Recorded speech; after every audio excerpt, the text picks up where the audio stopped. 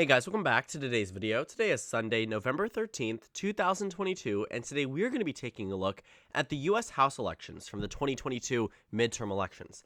Now, as it stands today, nearly a week after the election, we still cannot call the House majority.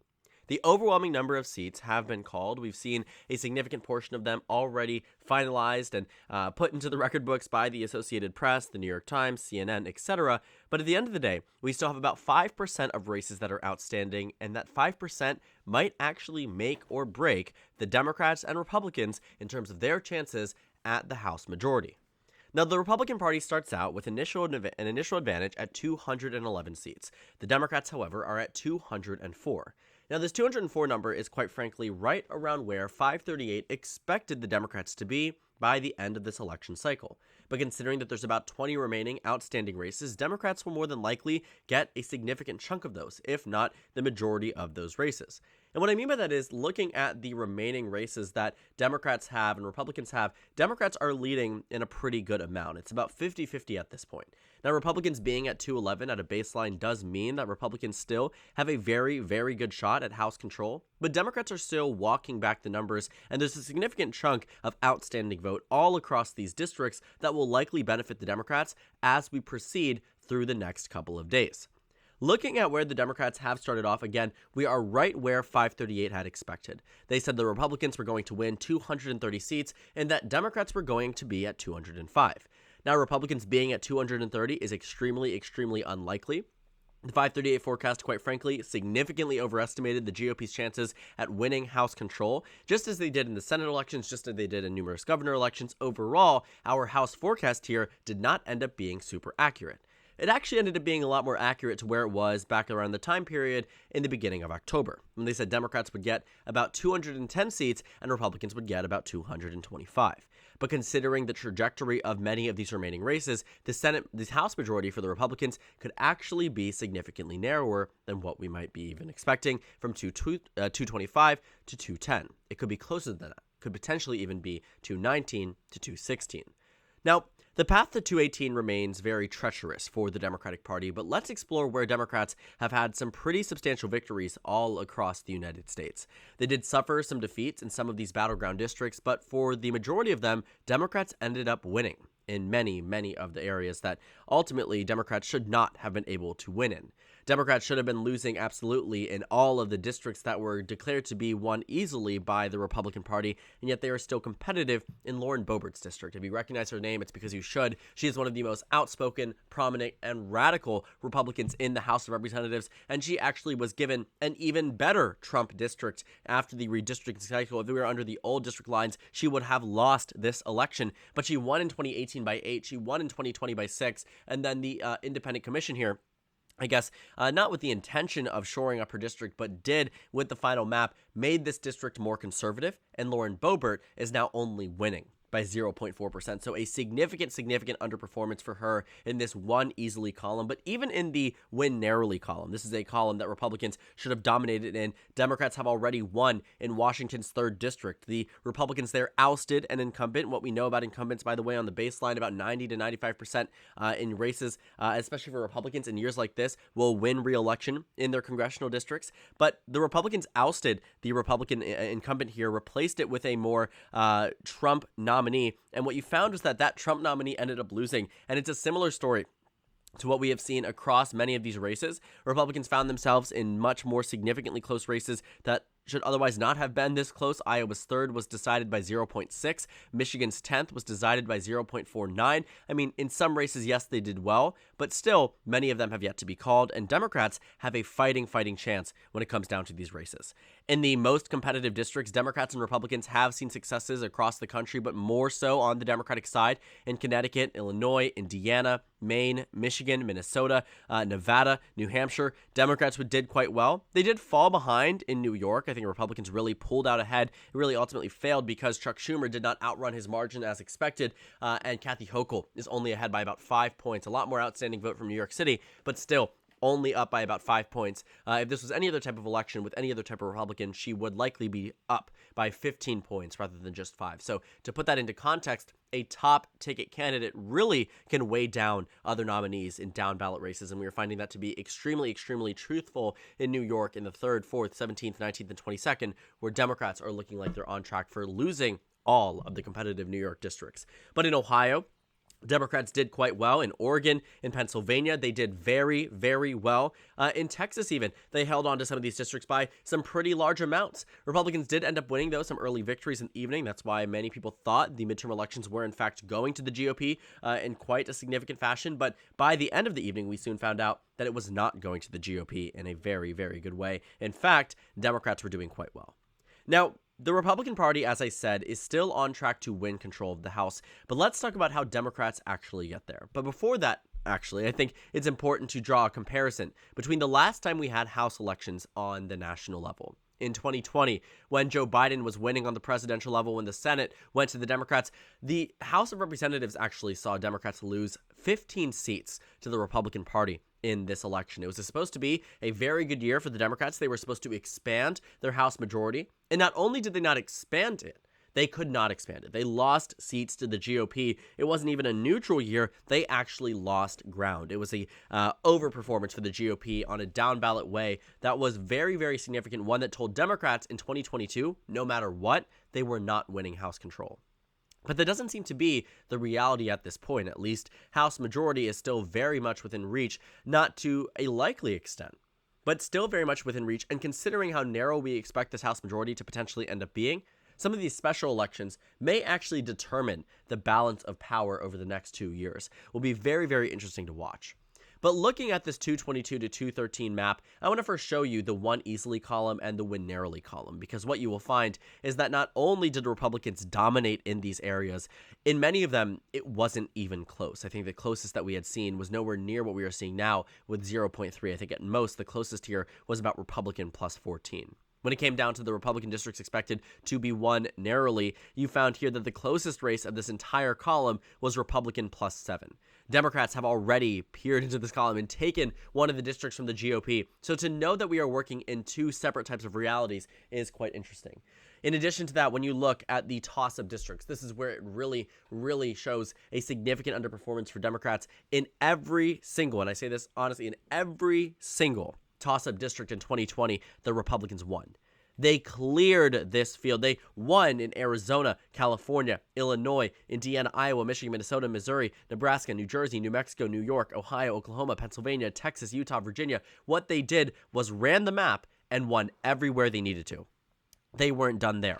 They went to the column that was the Democrats expected to win narrowly column. What did you find? Republicans picked up 4 districts here. They flipped them from blue to red. What did you find? They flipped South Carolina's first. They held on to Texas's 23rd. They held on to Texas's 24th. What this told us was that the Republican Party did very, very well this election cycle. They flipped districts. They went into parts of the country where Democrats were supposed to end up winning solidly, and they won.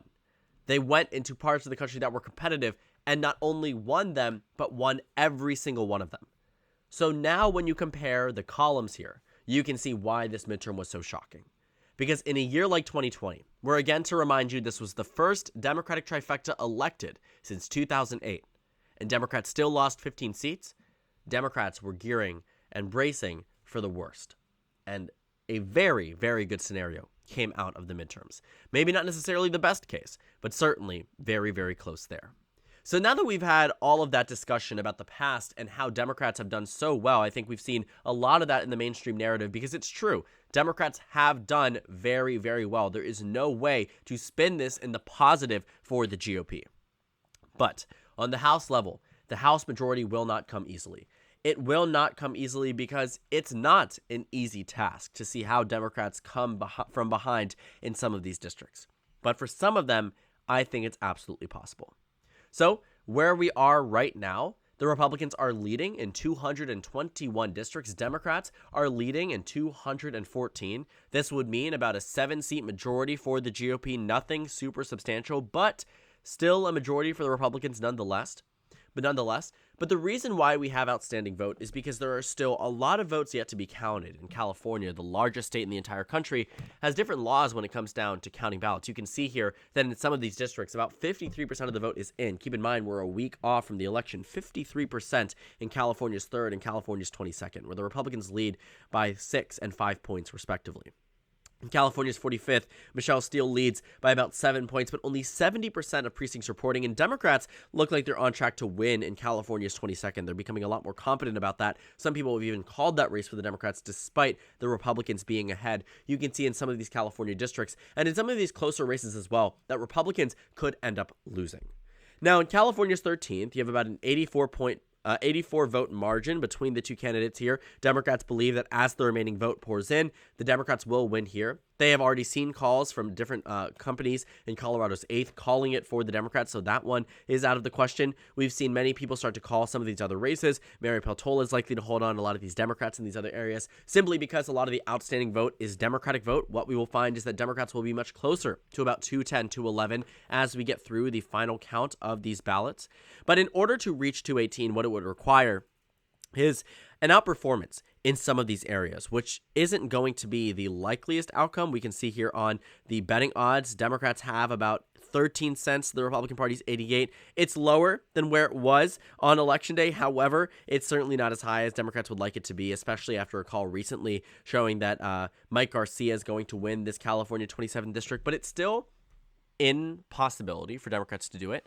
And what it would require is them to hold on to all the districts that they currently hold. And personally, I think they will hold on to all of the districts that they are currently leading in. So that's about 214 districts where Democrats are in the advantage. In California's 13th, I think they could easily pick that one off. I think Colorado's 3rd is a lost cause for Democrats based off of what we are expecting outstanding. However, that still very much can go to the Democrats. I think depending on what is going to be seen with ballot curing and also overseas ballots, which allow for up to, I think, 2,000 ballots from what we know in terms of numbers, which isn't super likely, but Colorado turnout's typically somewhere around 60 to 70%, so maybe 1,400, 1,500 ballots. It could change the outcome. We do know that overseas ballots in California and Colorado's 3rd historically have broken for Democrats about 95-5, so that is a very big amount. If you're talking 1,400 votes, that truly could make up the margin, but I think Lauren Boebert's on track to win, but in 2024, may end up losing that race, but that's, in discussion here. Democrats could win here. I think Republicans will. Though in Arizona's 6th, more votes coming in for Democrats. You're talking about mail-in ballots. You're talking about a group and chunk of ballots that typically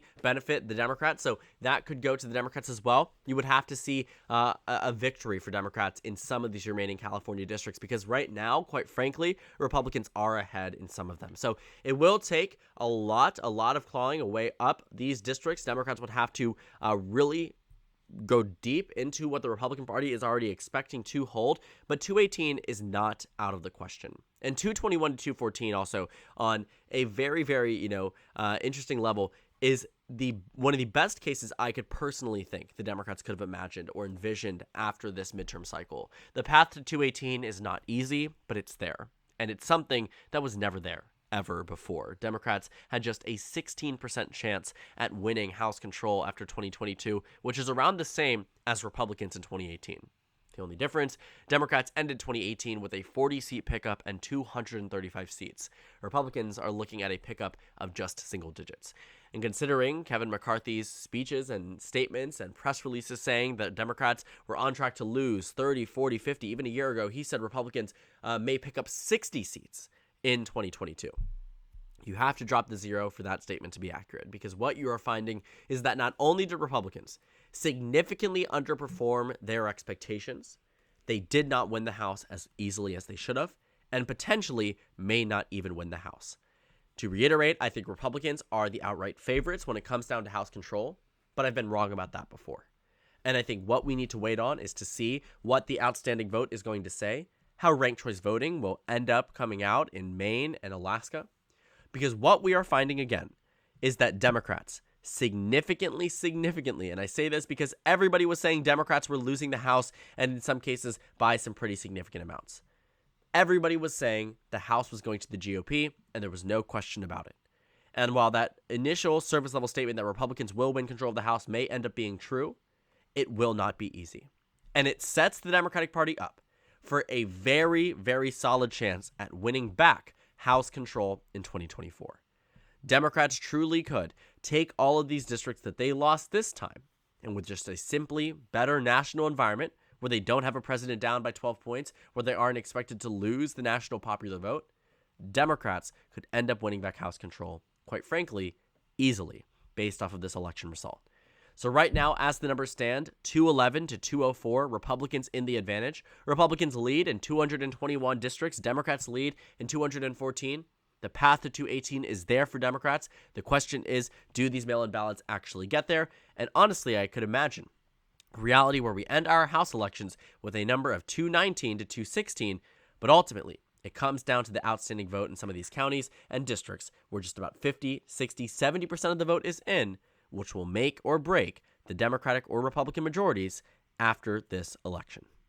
So thank you guys so much for watching this video. Make sure to comment down suggestions below. Subscribe on the left if you haven't already, and check out the Instagram and Twitter. At the bottom left of the screen, there's also a Discord server for you to go ahead and join. On the screen, there's a video you can watch and a playlist for my post-2022 election analysis videos. Again, thank you guys so much for watching, and I will see you all tomorrow.